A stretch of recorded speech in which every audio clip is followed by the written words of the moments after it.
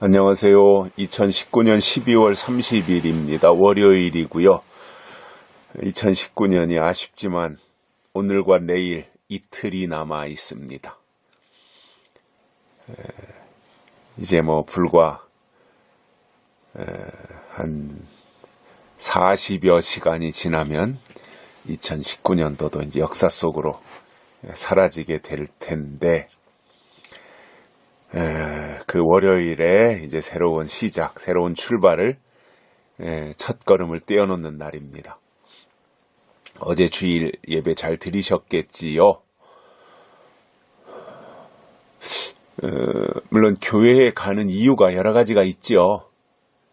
때로는 위로도 필요하고, 때로는 소망도 필요하고, 때로는 어떠한 용서받는 것도 필요하고, 또 사람과의 만나서 사귀는 코이노니아 이런 것도 필요한데, 가장 중요한 성경이 말씀하고 있는, 그리고 신학적으로도 가장 중요한 교회 존재 이유라고 할까요? 아니면 우리가 교회를 찾는, 교회를 가는 이유는 첫 번째가 하나님의 말씀을 듣고 깨닫기 위함입니다. 그게 영적 충전이거든요. 그래서 자동차가 연료가 떨어지면 주유소에 가서 기름을 넣어야 하듯이, 그리고 또 주행해야 하는 것처럼, 우리가 이 세상에서 살아가면서 그 영적 에너지가 이제 고갈이 되면 주일날 와서 말씀을 듣고, 그리고 그 말씀으로 힘을 얻어서 영적인 충전을 하고, 그리고 다시 세상으로 나가서 일주일 동안 또 치열하게 살아가는 거잖아요. 악한 영들과 사탄과 싸우기도 하고. 근데 이제 그게 또 고갈이 된단 말이에요, 에너지가.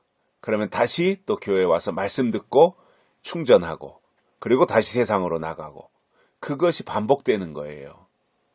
그렇기 때문에 주일날 예배가 없다면 영적 에너지 충전은 불가능해요. 하나님이 예배를 통해서 에너지를 채워주시는 거거든요. 보충해 주신단 말이에요. 그렇기 때문에 예배가 중요하고, 그 예배라고 하는 것은 천주교처럼 무슨 의식이나 의전을 행하는 이것이 아니라, 우리 기독교는 말씀의 종교잖아요. 말씀하시는 하나님이다 말이에요. 그렇기 때문에 예배를 통해서 하나님의 말씀을 듣고, 그것을 마음에 담고, 그리고 깨닫고, 그리고 그것으로 비전을 얻고 소망을 간직하고, 그러한 것이 예배이고, 그 예배에 반드시 있어야 되는 것이 설교라는 거예요. 그래서 기독교는 설교를 가장 중요하게 놓는 거예요, 말씀을. 그래서 우리 기독교, 즉 교회가 존재하는 이유가 있다면, 이건 조직신학적인 설명입니다. 말씀과 성례전입니다. 말씀과 성례전. 이것 때문에 교회가 존재하는 거예요.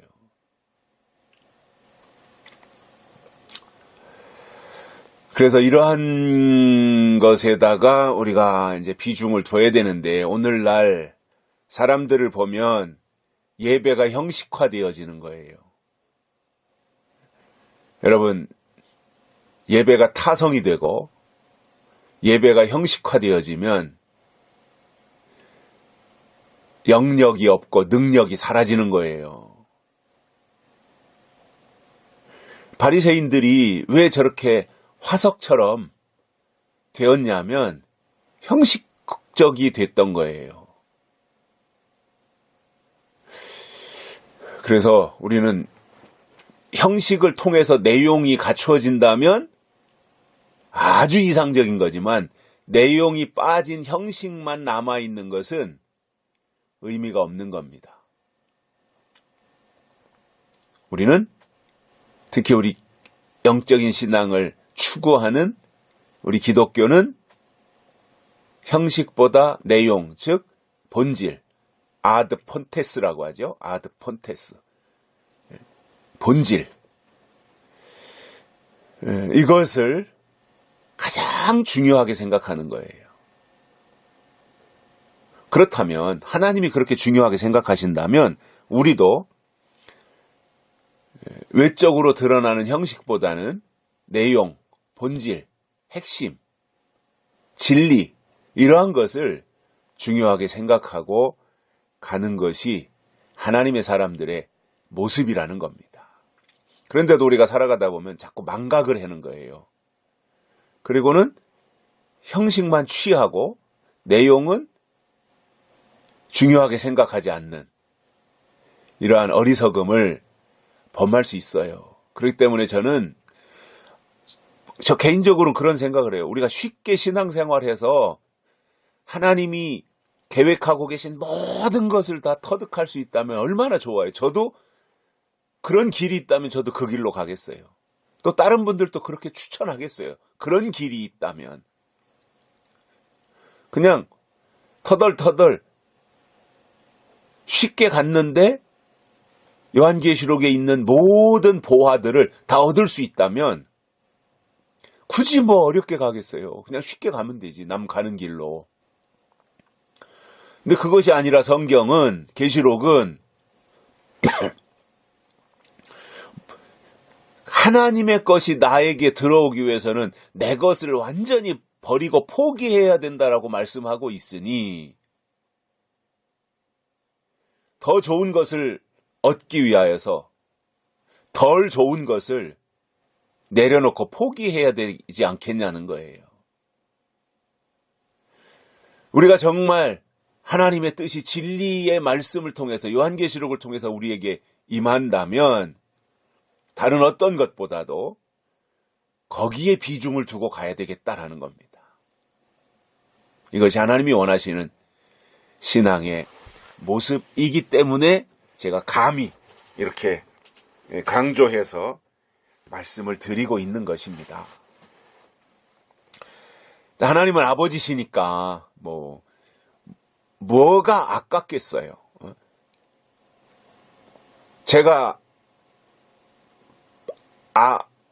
두 아들을 둔 아버지가 돼 보니까 지금은 이제 다 아들들이 결혼해서 일가를 꾸미고 사니까 그렇게 제가 신경 쓸 일들이 많지 않습니다만은 어렸을 때 아이들이 어려서 유치원 다니고 초등학교 다니고 할 때는 그 아들들에게 모든 신경이 다 쓰이고 또 그 아들들이 뭔가 필요해서 사달라고 하면 내가 형편이 안 돼서 못 해줄 때가 있지만 형편이 되는 것들에 대해서는 아깝지 않잖아요. 뭐가 아깝겠어요? 자식에 대해서. 모든 부모들이 다 그렇지 않겠습니까? 여건이 안 돼서 못 해주는 거지 여건만 된다면 아깝지 않게 자식을 위해서는 다 해주고 싶은 것이 부모의 마음이지 않겠어요? 가끔 제가 그런 표현을 한 두어 번 한 것 같은데 큰아들 신영이가 이제 영국 유학을 갔다 오고 그러면서 서강대학교에 합격했을 때 그래도 서강대학교 하면 우리나라에서도 명문대학에 들어가잖아요. 서울대, 연고대 다음에 서강대를 쳐주잖아요. 그러니까 그 서강대에 떡 합격해가지고 합격증을 보내왔을 때 얼마나 좋았던지요. 합격했다는 소식을 들었을 때. 그리고는 이제 합격 통지가 오면 불과 며칠 시간을 안 줘요. 며칠 내로 등록금을 내야 되거든요. 그래야 이제 합격이 완성이 되는 거잖아요. 그때 아마 제 기억으로는 한 400 몇십만 원 된 것 같아요. 입학금, 등록금 다 합산해가지고. 그런데 큰 돈이잖아요. 이게 돈 쌓아놓고 있는 것도 아니고. 근데 어떻게 돈을 마련해가지고 등록금을 내는데 전혀 아깝지 않더라고. 그냥 기분이 좋아가지고, 왜냐, 자식이 잘 되니까, 자식이 그래도 좋은 대학교에 합격했다고 하니까, 얼마나 좋았고, 아깝지 않게 그 돈을 송금을 하는데도 그렇게 신바람 났을 수가 없어요. 왜 그렇습니까? 자식이 잘 되는 일이기 때문에, 그 돈을 아깝지 않게 보낼 수가 있었던 거지요, 입학금을. 이게 자식이더라고요. 이게 제가 자식으로만 있을 때는 부모의 마음을 몰랐어요. 그런데 제가 자식을 얻고 부모가 되니까 부모의 마음을 알겠더라고요. 아버지의 마음, 어머니의 마음, 아버지의 마음이 나를 향해서 과거에 이러셨겠구나. 그런 생각이 들고 굉장히 죄송한 마음이 또 들고,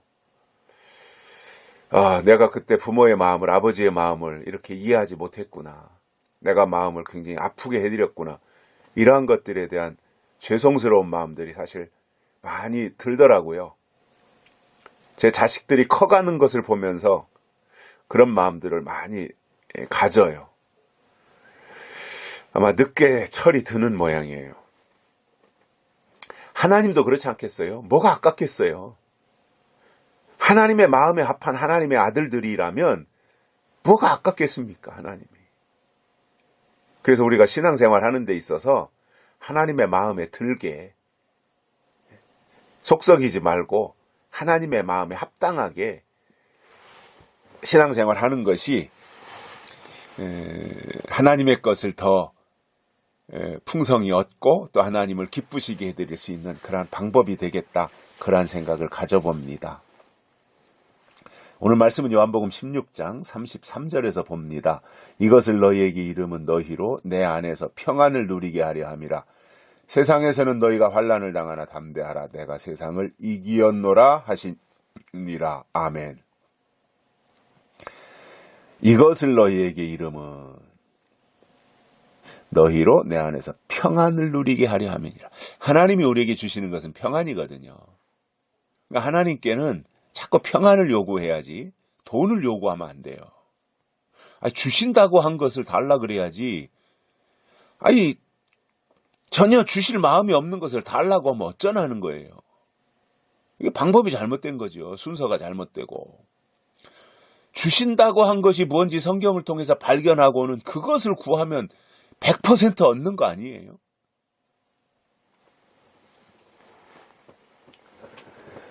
하나님은 우리에게 평안을 주신다는 거예요. 이게 사실 최고입니다. 평안. 염려와 걱정과 불안, 이것이 좋아요? 평안이 좋아요? 당연히 평안이 좋은 거죠. 그런데 왜 염려하고 불안하고 걱정하면서 사십니까? 물론 순간순간 잠깐 할 수는 있어요. 근데 그것을 아주 жил머지고 다니면서 남의 걱정까지 다 끌어안고 세상 걱정 다 하며 사는 사람들 있잖아요. 그것도 저는 불신앙이라고 생각을 해요. 정말 하나님을 믿는다면, 하나님을 신뢰한다면 하나님이 주시는 평안을 내 속에 간직하고 평안을 유지하면서 살아야 되는 거지요. 백해무익한 걱정을 왜 끌어안고 삽니까? 염려를 왜 끌어안고 사냐는 거예요. 물론 걱정거리가 있고 염려거리가 있으니까 하는 것은 이해가 됩니다. 저도 그럴 때가 있으니까. 그런데 그것을 보따리에 싸가지고 개나리 보찜으로 맨날 짊어지고 끌어안고 살 필요는 없다는 거지. 어느 순간에 떨쳐버려야지요. 그리고 평안과 걱정은 같이 있을 수 없는 거잖아요. 평안이 임하면 걱정, 염려는 떠나가는 것이고, 평안이 없으니까 걱정과 염려와 근심이 그 마음을 점령하고 있는 것이지 않습니까? 하나님은 우리에게 평안을 주신다는 거예요. 성령은 평안의 영이기도 해요. 예수님은 우리에게 평안을 주시겠다는 거예요. 그것을 알려주시는 겁니다, 지금. 내가 너에게 이것을, 이름은 알려주심은 이거잖아요. 그런데, 그러면 이것이 뭐냐는 거, 이것을 너희에게 일러주시는데, 그래서 평안을 누리게 하시는데, 이것이 뭐냐면 32절이에요. 보라, 너희가 다 각각 제 곳으로 흩어지고 나를 혼자 둘 때가 오나니 벌써 왔도다. 그러나 내가 혼자 있는 것이 아니라 아버지께서 나와 함께 계시느니라. 이것을 너희에게 이름은, 이렇게 되는 거예요. 예수님이 혼자 있는 것이 아니라, 제자들 다 떠나보내고 예수님이 혼자 계신 것이 아니라 하나님 아버지께서 예수님과 함께 계신 것이다. 그러니까 제자들에게 너희들이 다 이제 제 곳곳으로 다 흩어지고 예수님 혼자 둘 때가 오는데 혼자 있을 때가 벌써 왔다. 그러나 나는 혼자 있는 것이 아니라 아버지께서, 하나님께서 나와 함께 계시다. 이게 예수님의 고백이에요. 하나님이 나와 함께 계시다. 임마누엘이잖아요. 이게 임마누엘. 이것을 너희에게 이름은, 그러니까 혼자 있는 것이 아니라 예수님도 제자들이 다 떠나갔고 육신적으로는 혼자 있는 것처럼 보였지만 사실은 그것이 혼자 있는 것이 아니라 그 순간에도 하나님이 나와 함께 계시다. 임마누엘하고 계시다. 이것을 너희에게 일러주는 것은 너희로 내 안에서 너희도 나처럼 하나님이 함께 계시니까 평안을 누려야 된다. 평안을 누릴 수 있다. 왜? 하나님이 함께 계시기 때문에 이 말씀을 하시는 거예요. 저는 성경을 보면서, 또는 특히 요한계시록을 보면서 제가 오래전에 발견하고 깨달은 것이 이거예요. 사람들은 계시록 하면 무섭고 공포심이 생기고, 거기에 계시록에 나오는 표현 자체가 으시시하고, 일곱 머리 열 뿔이지 말이죠. 무슨 이상한 짐승들이 나오죠. 용이 나오죠. 그러니까 막 살벌하게 느껴지고 무섭게 느껴지는데, 그것은 하나 이제 상징으로 그렇게 돼 있으니까 문자만 보면 그렇겠지만 사실상 그 내용에 들어가서 그 핵심을 보면 두려움이나 공포가 아닙니다. 계시록은 소망입니다. 저는 계시록에서 소망을 발견했습니다. 그래서 저는 계시록을 다른 사람들에게 설명할 때는 굉장히 소망으로 설명을 합니다. 절대로 두렵게 하지 않습니다. 왜냐하면 다른 일로도 힘든데 왜 약속의 말씀, 계시의 말씀을 가지고 사람들에게 두려움을 주냐는 거예요. 문자는 그렇게 써져 있지만 써진 문자를 읽어드리고 그 내용이 이런 것이다, 해석이 이런 것이다. 그러니까 우리가 이렇게 하나님 앞에서 살면 하나님이 우리를 데리러 오실 때 이렇게 우리를 대우해 주실 것이다. 이렇게 해서 소망으로 가는 게 맞지 않아요? 나의 기쁨, 나의 소망 되신 주. 그것처럼. 그래서 계시록은 최고의 예언의 말씀이면서 가장 확실한 소망의 말씀이다. 이것을 저는 계시록을 보면서 터득을 한 겁니다. 그러니 계시록에서 소망이 나오면 소망은 우리에게 평안을 주거든요. 소망, 기대감이고 바라봄이고 이런 게 소망이잖아요. 그것은 우리에게 평안을 주는 거예요. 그래서 저는 계시록을 가지고 예수님이 다시 오시기를 기다리고 사모하는 약속의 사람들은 반드시 하나님이 임마누엘의 증거로 주시는 평안이 있어야 된다. 이렇게 봅니다. 물론 살아가면서 듣지 말아야 될 소리를 들으면 상심이 되기도 합니다. 또 예기치 못했던 사건을 만나면 염려 근심을 하게 됩니다. 근데 거기에 사로잡히지는 말라는 거예요. 걱정에 사로잡히지 말고 근심에 사로잡히지 말고 조금 어쩔 수 없이 환경이 그러니까 여건이 그렇게 됐으니까 조금 2, 3일 그렇게 하다가도 다시 환경을 바꾸고 생각을 바꾸고 그래서 하나님이 주시는 소망으로 채우면 금세 평안으로 바뀐다는 거예요. 이것이 능력인 거예요.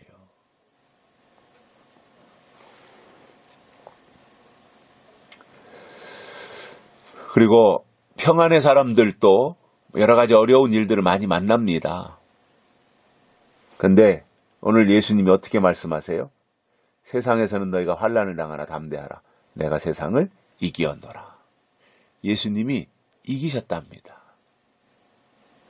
그러니까 대장 대신 예수님이 이겼으니 쫄병인 우리도 이기는 거예요. 대장이 이기면 같이 이긴 거잖아요. 국가대표 선수, 축구팀이 나가서 국가대표 선수들이 나가서 이기면 대한민국이 다 이긴 거예요. 그죠? 대한민국 야구팀이 미국하고 싸워서 이기면 대한민국이 다 이긴 거잖아요. 대표로 나간 거니까. 골리앗과 다윗이 싸워서 다윗이 이기는데 다윗이 이긴 것이 이스라엘이 이긴 거예요. 예수님이 이기신 것은 예수님에게 소속되어진 모든 사람들이 다 이기는 거예요. 그럼 예수님은 이기신 분이에요? 세상을 이기셨어요, 예수님은. 이 세상을 다 이기셨어요. 그렇다면 우리도 이 세상을 살아가면서 환난을 당합니다. 근데 환난에게 사로잡히지 말고 환난을 감당하고 이기라는 거예요. 예수님이 이기셨으니까 우리도 이길 수 있어요. 예수님이 평안을 주셨으니까 우리에게도 평안이 있어야 되는 거예요.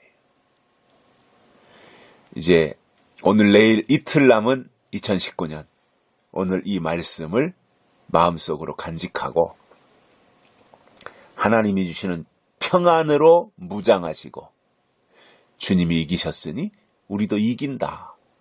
이 승리의 감격을 가슴에 안고 오늘도 개선장군처럼 개선 행진곡을 부르면서 신바람 나게 하루 동안도 승리의 삶을 사시기를 바랍니다. 여기까지 하겠습니다. 감사합니다.